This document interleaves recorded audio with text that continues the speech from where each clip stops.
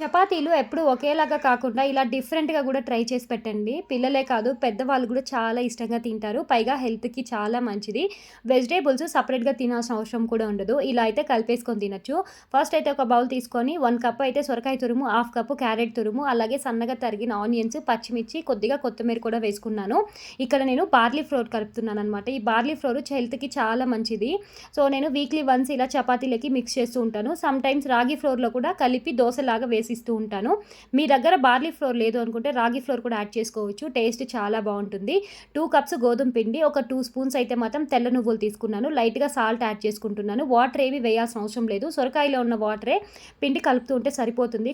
కొద్దిగా ఆయిల్ అనేది చేతికి అంటించుకుంటూ చపాతీ పిండిలాగా చేసి ఒక 15 మినిట్స్ పక్కకు పెట్టేసుకోవాలి.